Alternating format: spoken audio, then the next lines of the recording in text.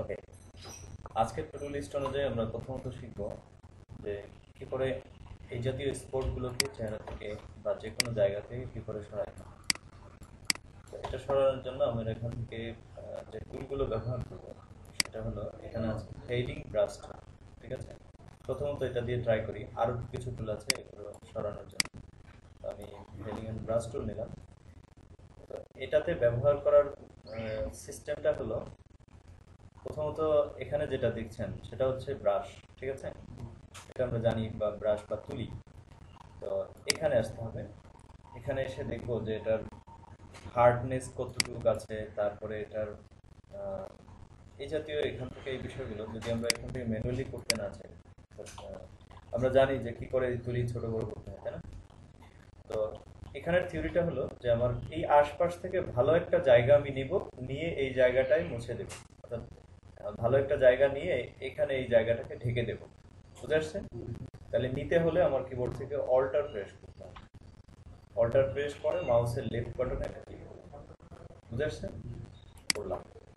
এবারে এখানে জাস্ট এইভাবে পুরো জায়গাটা যেন কভার করে এবার একটা ক্লিক করব। দেখো চলে গেছে। বুঝে আসছে তো? নেক্সট, এটা আবারও নেব। কেন নেব? প্রতিবার নিতে হবে না, বাট টেকনিকটা হলো যে আমি যদি এই জায়গাটা আর এই জায়গাটা কিন্তু এক না। তো এখান থেকে এখানে যদি আবার আবার ক্লিক করি তাহলে ওই জায়গাটা এখান থেকে কভার করতেছে। তো আমি যদি এই পাশ থেকে নেই তাহলে বিষয়টা বেশি ম্যাচ হবে। বুঝেছে? এই জন্য আশপাশ থেকে বারবার নেওয়াটাই বেটার। তো এখানে আমি একটু ছোট করে নিই। ছোট করলে কভার করবে করবে না।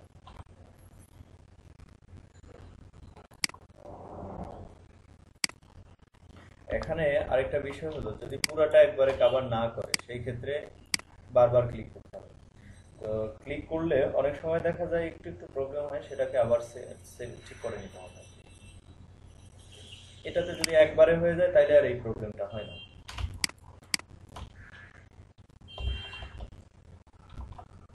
ছোট ছোট যেগুলো আছে ওগুলো কিন্তু ঠিক করে নেওয়া উচিত। এই যে এখানে আছে, তাহলে ইমেজটা অনেক সুন্দর হয়ে যাবে।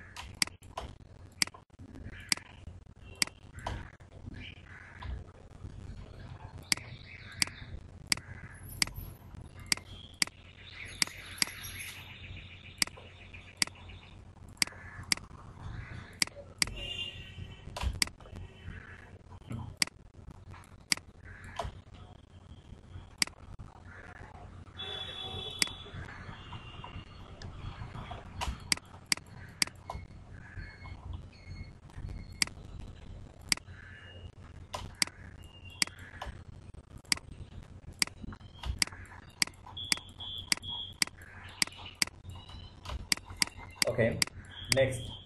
এবার এই টুলের ব্যবহার তো আমরা শিখলাম যে এই টুল দিয়ে কি করে করতে হয়। এখানে আরেকটা টুল আছে, এটার নাম হলো প্যাচ টুল। এলিগেন্ট ব্রাশ টুলের নিচেই থাকে এটা, প্যাচ টুল। ঠিক আছে, এই টুলটা। তো প্যাচ টুলের সিস্টেম হলো যে এখান থেকে স্পটটাকে এভাবে সিলেক্ট করতে হবে, করে একটা ভালো জায়গায় নিয়ে ছেড়ে দিতে হবে। ঠিক আছে, হ্যাঁ, ওই জায়গাটার কালারে রিপ্লেস হয়ে যাবে। এবার হেলিয়ান ব্রাশ টুলের চেয়ে বেশি পারফেক্ট করে কাজ করতে পারে হচ্ছে প্যাস্টেল। এই জন্য আমার কাছে বেশিরভাগ সময় প্যাস্টেল নিয়ে কাজ করতে ভালো লাগে। প্যাস্টেলটা খুব বেশি পারফেক্ট মনে হয় আমার কাছে।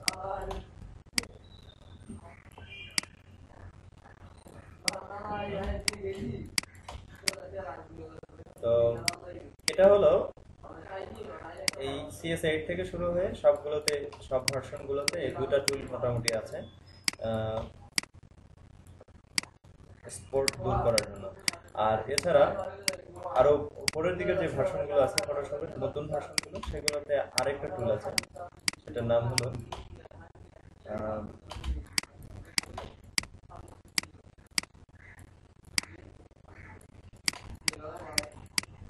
স্পোর্ট হেলিং ব্রাশ টুল। ঠিক আছে, তো ওই টুলটাও এরকমই, এভাবে করে ড্র্যাগ করলে সেখানে এখান থেকে স্পটগুলো বা ব্লেমিশগুলো চলে যায়।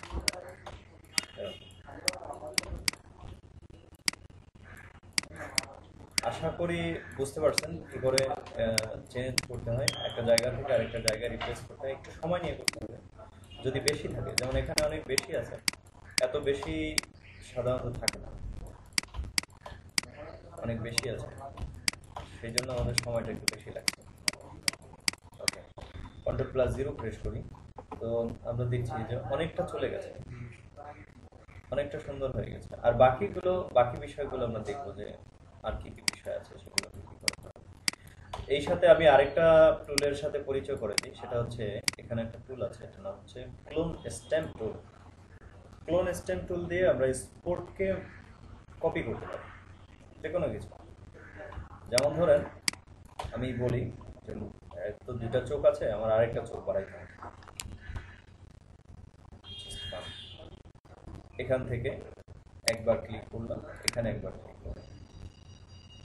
তাহলে কোনো কিছুকে যদি আমরা অন্য জায়গায় কপি করতে চাই, যে কোনো কিছু অনেক সুন্দরভাবে এখানে ম্যাচ হয়ে গেছে। এটা হলো ইম্পর্টেন্ট বিষয়, যে সাইড থেকে বোঝা যাচ্ছে না যে এখানে আরেক জায়গা থেকে নিয়ে আসা হয়েছে, বা এটা একটা ন্যাচারালি একটা বোঝা যাচ্ছে যে একটা নেচার একই রকম, তাই না? এইভাবে আগের মতোই অল্টার ধরে এখানে একটা ক্লিক করলাম, যেখানে রাখবো সেখানে একটা ক্লিক করলাম, জাস্ট ফান। তো এই ফান অনেক সময় কাজে আসে, অনেক বেশি কাজে আসে। কি করে কাজে আসে আমি বলছি। হ্যাঁ হ্যাঁ, তো ধরো এখানে একটা একটা কিছু আছে, রিং আছে না, নিয়ে লেয়ার নিলে কি করে কি সুবিধা হয়, লেয়ার নিলে আমার এটাকে মুভ করতে পারি বা চেঞ্জ করতে পারি, সেগুলো করতে পারি। তো বলছিলাম যদি এখানে আমি একটা রিং এখান থেকে কপি করে অন্য কানে নিতে চাই, এখানেও থাকবে, ওখানটা দেখা যাচ্ছে না, তো সেখানে একটা থাকবে, তো আমি এখান থেকে ক্লোন করে ওখানে নিয়ে গেলাম। বুঝে আসছে ব্যাপারটা? এই হলো ক্লোন স্টেম টুলের কাজ, এবং আমরা দেখলাম প্যাচ টুল এবং হেলিং ব্রাশ টুল দিয়ে কি করে কাজ করতে হয়।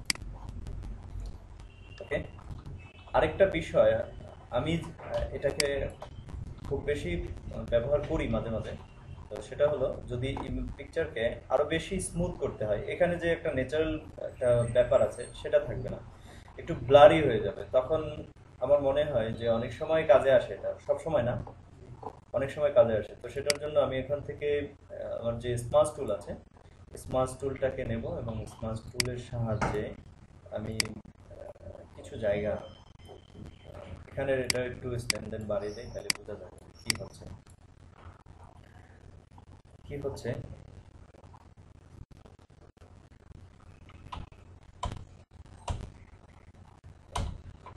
আচ্ছা, এটার একটা কপি করি যাতে আমার ব্যাকআপটা থাকে, বুঝাইতে পারি যে তখন কি কাজটা ছিল।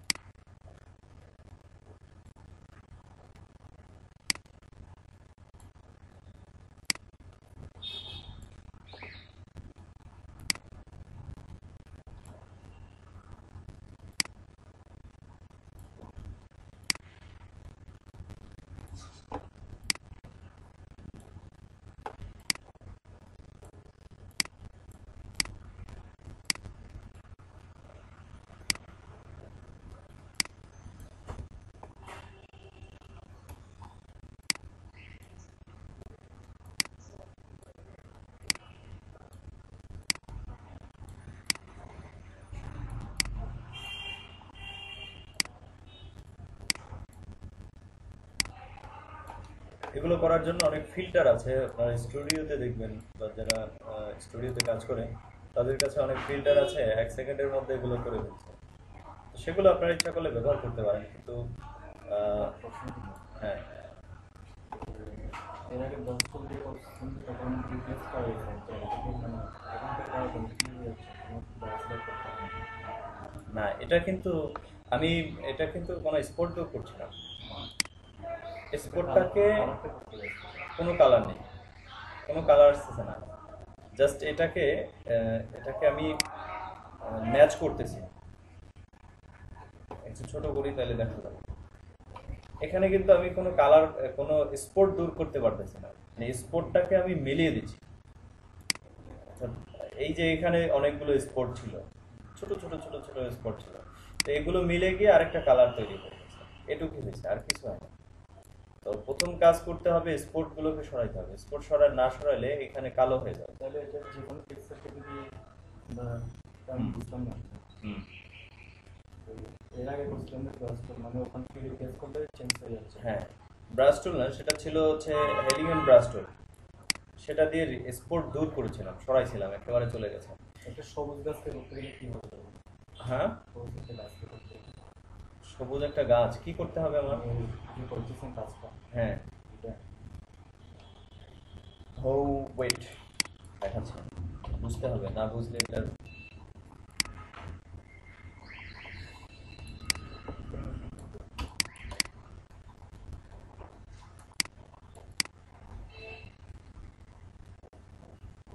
এখানে স্পোর্ট আছে, তাই না? কিন্তু স্পোর্টটাকে আমি যখন স্মার্ট টুল দিয়ে কিছু একটা করতে যাই, তখন এটা থাকছে না, মানে এটা অনেকটা মিলে যাচ্ছে, মনে হয় এটাই স্কেল। ভালো একটা কালার। হ্যাঁ, তো এটা আমরা করব সব সময় না, এটা হচ্ছে স্পোর্ট দূর করা যখন একদম শেষ, তখন এটা করব। আর এটা মূলত হচ্ছে ব্লারি করে ফেলে, একটু ঘোলা করে ফেলে। তো সেই ঘোলাটের অবস্থাটা দূর করারও ব্যবস্থা আছে। আমরা যখন এটা করে শেষ করব, তখন আমরা দেখব যে এই ঘোলা অংশটাকে আরেকটু সারফেট কিভাবে করা যায়। তো এটা হচ্ছে আমি প্রায় এটা ব্যবহার করি অনেক সময়। অনেকে এটা এই কাজটাই ফিল্টারের মাধ্যমে করে, কিন্তু আমি ম্যানুয়ালি করার চেষ্টা করি। ম্যানুয়ালি করলে আমার পছন্দ মতো আমি যে কোনো জায়গায় করতে পারি। আর এমনিতেই আমি ফিল্টার পছন্দ করি না। ফিল্টার হলো রেডিমেড কিছু কাজ করা থাকে, সেখানে ক্লিক করলেই একটা কিছু হয়ে যায়, এরকম কিছু। তো রেডিমেড আমার পছন্দ হয় না। আমি সবসময় নিজে করার চেষ্টা করি, নিজ থেকে যেটাই করি কম হোক, সেটাই আমার কাছে ভালো লাগে।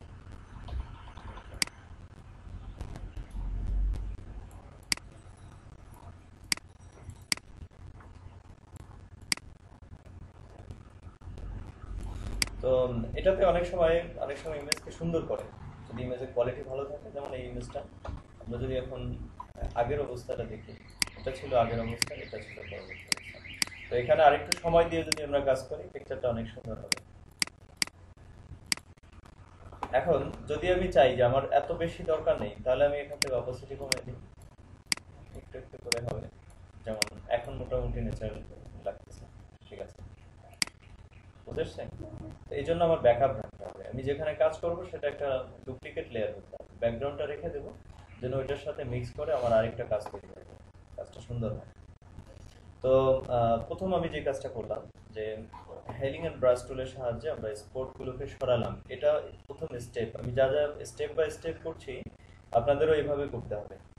প্রথম স্টেপ হলো, কোনো যদি স্পট থাকে, কোনো দাগ থাকে, সেই দাগগুলোকে আগে সরাতে হবে। দাগগুলো সরানোর জন্য আমরা টুল ব্যবহার করেছিলাম কি, হেলিং ব্রাশ টুল এবং প্যাচ টুল, তাই না? এখন আরেকটা বিষয় আমি দেখাইছিলাম, যে কোনো জায়গায় যদি আমার কোনো অংশ কপি করতে হয়, যেমন এখানে যদি রিং থাকে, অন্য জায়গায় রিং রাখতে হবে, সেটার জন্য আমরা ক্লোন স্ট্যাম্প টুল ব্যবহার করেছিলাম। এটা ক্লোন স্ট্যাম্প টুল। এরপরে আমি এখানে করলাম হচ্ছে একটা ডুপ্লিকেট লেয়ার করলাম, এবং স্মার্ট টুলের সাহায্যে আমরা স্কিনটার মধ্যে একটু ব্রাশ করলাম, যার ফলে আমার স্কিনটা একটু সুন্দর এবং একটু ভালো দেখা যাচ্ছে। তো এই তিনটা কাজ করব। প্রথমত হচ্ছে স্পোর্টগুলোকে দূর করব, আর যদি কোনো জায়গায় স্পোর্ট বা কোনো অংশ কপি করতে হয়, সেগুলো কপি করে শেষ করে তারপরে ডুপ্লিকেট করে স্মার্ট টুলের সাহায্যে স্কিনের একটু মডিফিকেশনের কাজ করব। ওকে, এর আগের কাজগুলো তো আপনারা জানেন। যদি আই কালার চেঞ্জ করতে হয়, সেক্ষেত্রে কি করতে হবে, লিপ কালার চেঞ্জ করতে হলে কি করতে হবে, সেগুলো আগেই দেখছেন। সেগুলো যদি প্রয়োজন হয় তখন সেগুলো করে নেবে। বুঝে আসছেন? ওকে,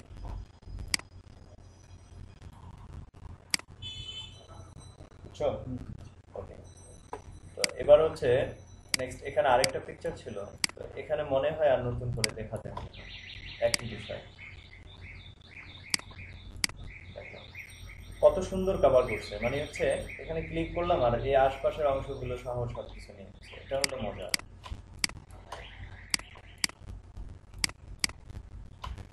অনেক মজার ব্যাপারটা।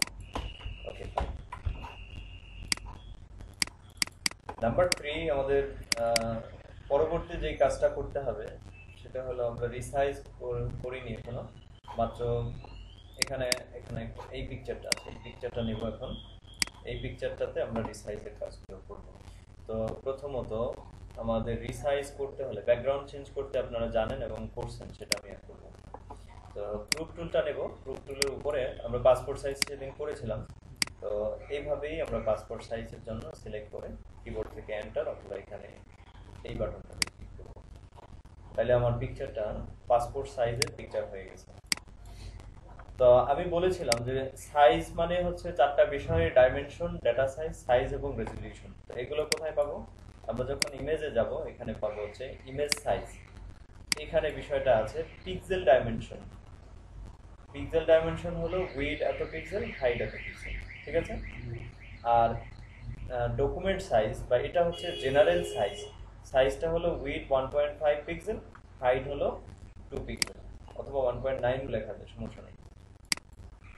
1.9 লিখলে এখানে 1.9 পিক্সেল, আর এখানে রেজলিউশন আছে 300 পিক্সেল। তাহলে আমরা পেয়েছি ডাইমেনশন, সাইজ, রেজলিউশন এবং উপরে দেখতে পাচ্ছি এখানে ডেটা সাইজ আছে 791.0 কেবি, ঠিক আছে? তো এটা হচ্ছে আমাদের ডেটা সাইজ। তো এই সবকটা বিষয় এখানে আছে। তো আমরা যদি এভাবে করতে চাই তাহলে হয়ে যাবে। তো আমরা দেখলাম এটা আমাদের একটা পাসপোর্ট সাইজ পিকচার। এখন এটাকে এই উইন্ডোটাকে আরেকটা ডুপ্লিকেট করে ফেলবো। উইন্ডো ডুপ্লিকেট কি করে করতে হয়? এটাকে এভাবে রিস্টোর করব, করে এখানে রাইট বাটন ক্লিক করব। কোথায়? উপরে এই অংশটায়। তখন আমি পাবো এখানে ডুপ্লিকেট। এখানে ক্লিক করব, এটার একটা নাম যদি দিতে চাই যে স্ট্যাম্প সাইজ, ওকে বাটনে ক্লিক করি। তো এটা আমার স্টেম সাইজ ছিল আর এটা ছিল আগের পাসপোর্ট সাইজ। এটাকে একটু সরিয়ে রাখি, স্টেম সাইজ এখন কাজ করব। এটা করার সহজ উপায় হলো আমরা এখানে ইমেজ সাইজে যাব, এখানে একটা ক্লিক করব, কনস্টেইন প্রপোর্শনস, এখানে ক্লিক করলে সে অটোমেটিক নিচ থেকে আমাদের ডিজাইন সাইজটা করে দেবে। যেমন আমি হাইট যদি এখানে 1 লিখি, অটোমেটিক সে উইডথটা দিয়ে দেবে। বুঝেছে? কিন্তু এটা তুলে দিলে সে কিন্তু আর নিচ থেকে কিছু করবে না, আমি যাই লিখি আমার মতো। তাহলে এখানে আমি 1 লিখলে আমার সেই উইডথটা দিয়ে দেবে। ওকে করি, তাহলে আমার এটা স্টেম সাইজ। বুঝেছে? নাম্বার 3 আমি পাসপোর্ট সাইজটাকে আরেকটা ডুপ্লিকেট করি, এখানে লিখি অ্যালবাম 3R, অ্যালবাম 3R। তো 3R এর জন্য আমাদের স্টেম সাইজের সাইজটাতে ইউজ করতে হয়। কোনটা? 1.5, 1.9, হাফ? হ্যাঁ, হাফ হয়েছে তো। 2 এর হাফ 1 লিখলে অটোমেটিক উইডথটা পেয়ে গেলাম। 2 এর হাফ 1, ঠিক আছে? এটা এই সাইজের হাফটা 1.9, তাহলে ওখানে লিখতে হবে 0.8 লিখতে হবে। তাহলে ইমেজ সাইজ এখানে 1 না লিখে তাহলে লিখতে হবে 0.9 সামথিং 95। তারপরে কাজ করি।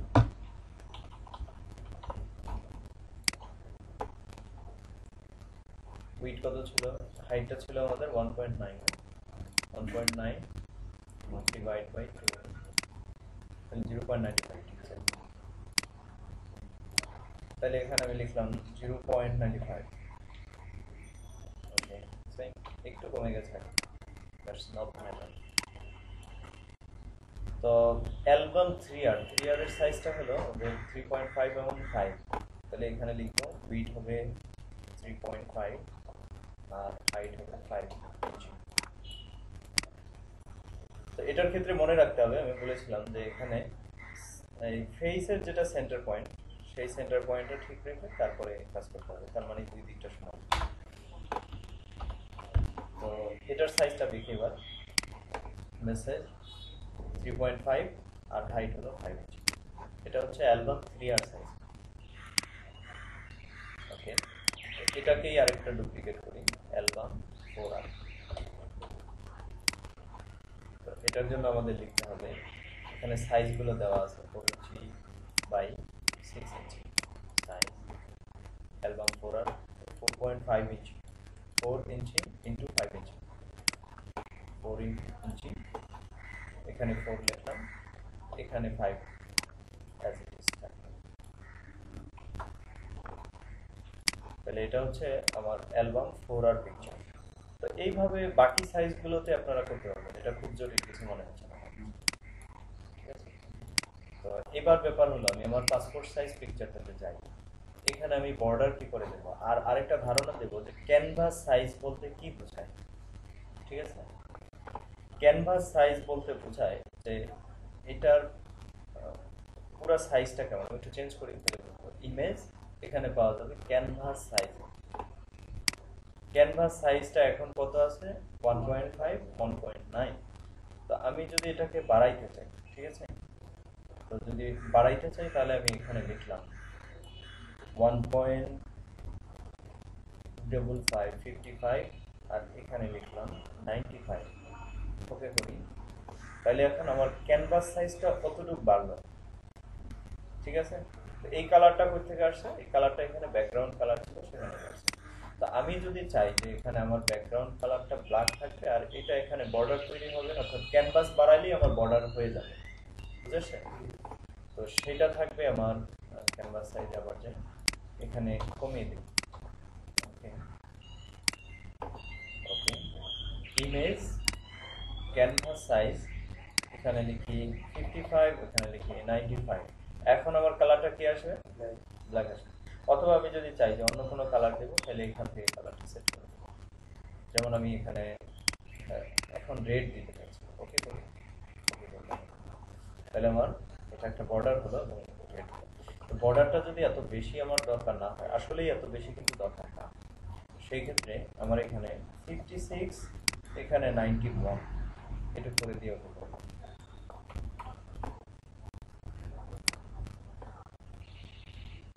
ক্যানভাস সাইজ সেন্টার 50 56, আচ্ছা 56 91। আচ্ছা, বেশি হয়ে যাওয়ার কারণটা হলো দুই দিকটা কিন্তু সমানই আছে, এটা হলো উপর নিচের একটা ব্যাপার আছে, এটার আবার স্ক্রিনের রেজলিউশনের কারণে অনেক সময় উপর নিচটা সুন্দর থাকে না, ঠিক মতো মনে হয়। তারপরেও এখানে আবার ক্রুপ টুলটা নেব এবং ক্রুপ টুল দিয়ে এইভাবে দেখেন দুই দিকটা সমান যদি মনে করেন যে সমান আছে, তারপরে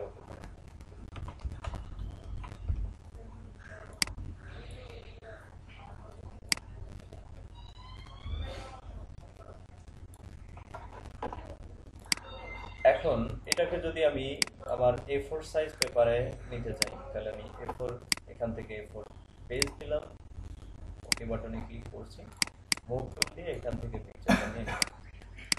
আচ্ছা, এটা ভুল হয়েছে, এটা আমার সাইজটা চেঞ্জ হয়ে গেছে, এখানে 4R চলে গেছে। আচ্ছা, আন্ডু করি,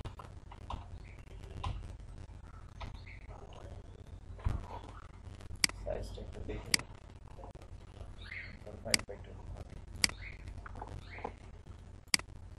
মেস ক্যানভাস সাইজ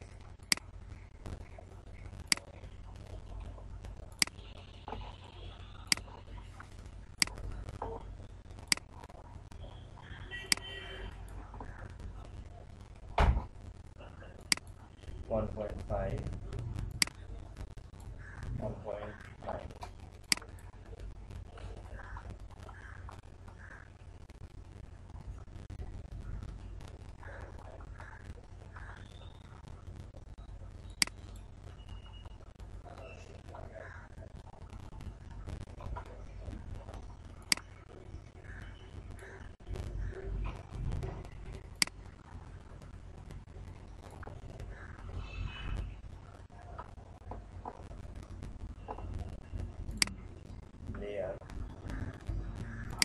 সাইজ। এখন আরেকটা বিষয় দেখাই, যদি শুধু নিচের দিকে আমার ক্যানভাসটা বাড়াইতে হয়, শুধু নিচের দিকে, তাহলে এই জায়গাটায় ক্লিক করলাম, তাহলে এখানে আমি লিখি 91, ঠিক আছে। এবার আমি এখান থেকে মুভ টুলের সাহায্যে এটাকে আমার A4 পেপারে মুভ করব। তাহলে এটা আমার একটা পাসপোর্ট সাইজ পিকচার। তো এটাকে আমি 4টা কপি করব, সেদিনও দেখালাম 4টা কপি কি করে করতে হয়। প্রথমত আমি এখান থেকে Ctrl+R প্রেস করে রুলারটা নেব, এখানে একটা রুলার রাখবো এই জায়গাটায়। এবার Ctrl+T প্রেস করি এবং রাইট বাটন ক্লিক করে রোটেট, ঠিক আছে। এটাকে ধরে নিয়ে শিফট ধরবো যাতে সোজা হয়, এই জায়গাটা ছেড়ে দেবো, এন্টার করি। Ctrl+Shift+Alt+T 3 time 4 time. এটাকে আমি এখানে ওর আগের জায়গায় নিয়ে আসি। এবার যে স্টেম সাইজ পিকচারটা সেটা আমি নিয়ে আসি, কোথায় আছে? হ্যাঁ, ওটা দিয়েও হয়। ওটা দিয়ে হলো লেয়ার কপি করে সরাসরি। যেমন এটাকে আমি করি, এখানে এই লেয়ারটা আছে তো, Ctrl+J প্রেস করে আরেকটা লেয়ার হলো সরাই। এটা না করে এভাবে সহজ না? এটা কি কোশ্চেনে কন্ট্রোল আর কি হ্যাঁ, Ctrl+Alt+T। তো অনেক সময় দেখি আমরা যে এটাকে ঘুরিয়ে দিতে হয়, তাহলে জায়গাটা একটু পারফেক্ট হয়, মানে জায়গাটা কম ব্যবহার হয় এবং পিকচারটা সুন্দরভাবে সেট হয়।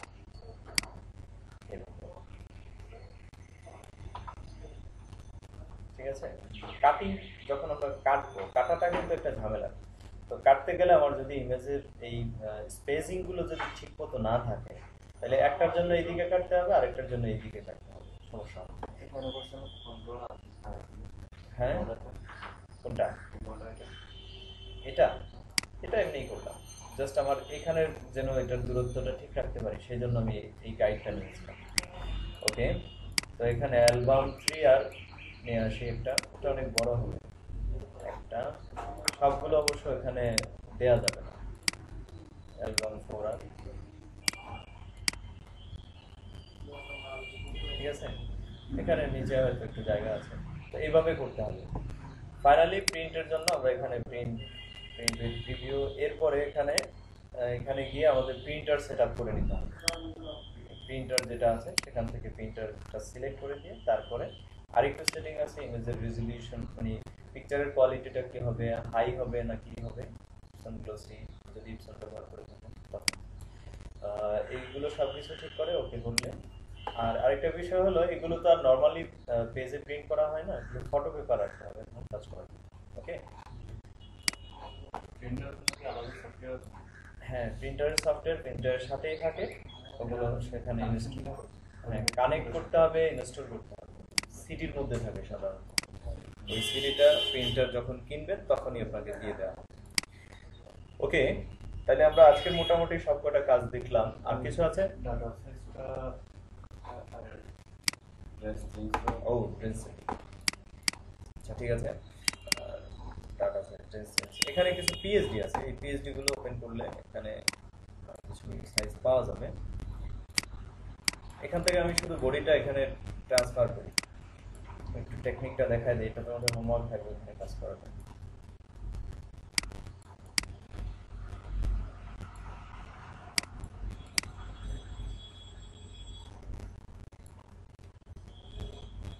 এটা অনেক বড়।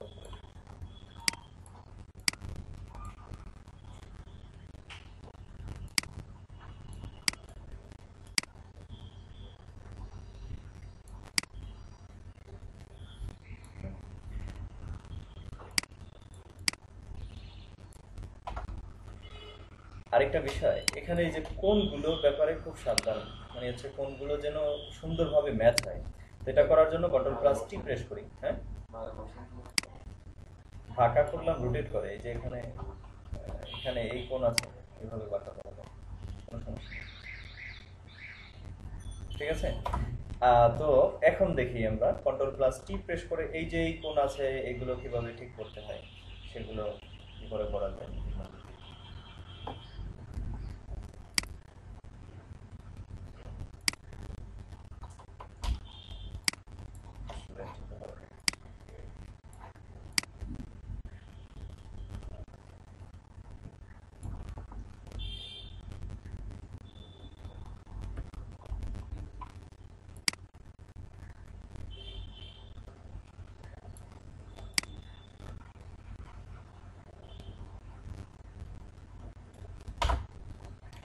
এটা আজকে একটু অন্যভাবে মডিফিকেশন করি। আর এই পিএইচডি গুলো তোমাদের আজকে দিয়ে দেওয়া হবে, সেগুলোতে তোমরা নিজেরাই প্র্যাকটিস করে নেবে। এটা ঠিক করতেছি, স্মার্ট টুল দিয়ে ঠিক করবো এটা। আপাতত আরেকটু অ্যাডভান্স লেভেলে কিভাবে আরেকটু ভালোভাবে কিভাবে করা যায় সেটা আমরা দেখবো আগামী ক্লাস ফাইনাল।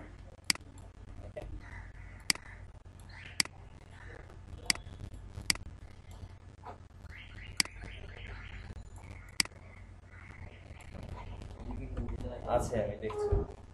ঠিক করে।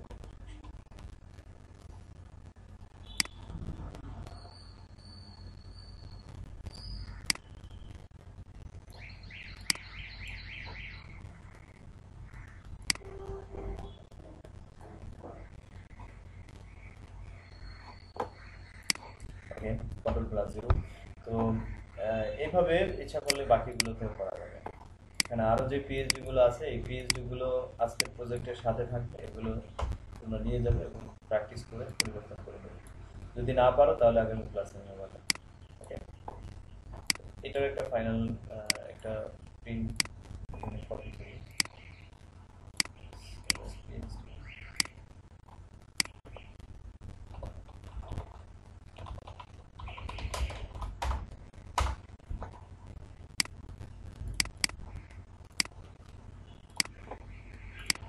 ওকে, হ্যাঁ, ডাটা সাইজ, এই যে এখানে ডাটা সাইজ কমানো বাড়ানো কোয়ালিটির উপর নির্ভর করে। আমি এখানে যদি এই যে রেজলিউশন কমাই দিই 72 করি, তাহলে কত হবে? 150। আচ্ছা, 150 কমে গেছে না? রেজলিউশন এটা টোটাল ফ্রেমওয়ার্কের উপর কাজ করে, টোটাল গ্রাফিক্সের ওভারঅল কোয়ালিটির উপর। ডাটা সাইজও কমে যাবে।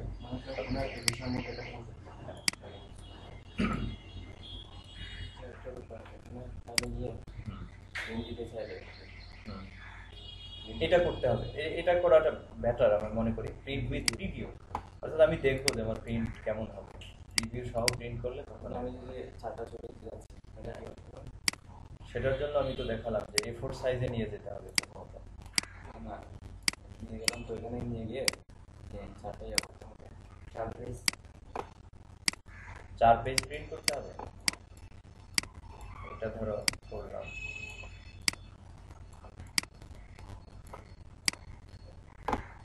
এটা একটা পেজ, তো এই পেজটাকে ডুপ্লিকেট করো, কপি দুইটা। আচ্ছা, একই জিনিস 4 কপি প্রিন্ট করতে হবে, 4 সেট এরকম। প্রিন্টে গেলাম, চারটা চারটা চারটা প্রিন্ট হবে, মানে 4 পেজে প্রিন্ট হবে। তাহলে এখানে হয়তো নাম্বার অফ কপিজ পাওয়া যাবে। এখানে প্রিন্টে যাও,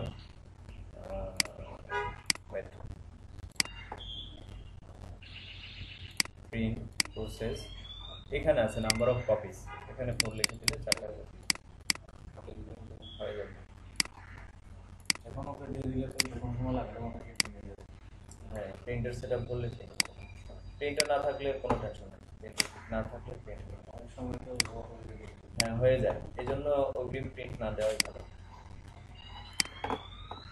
ঠিক আছে।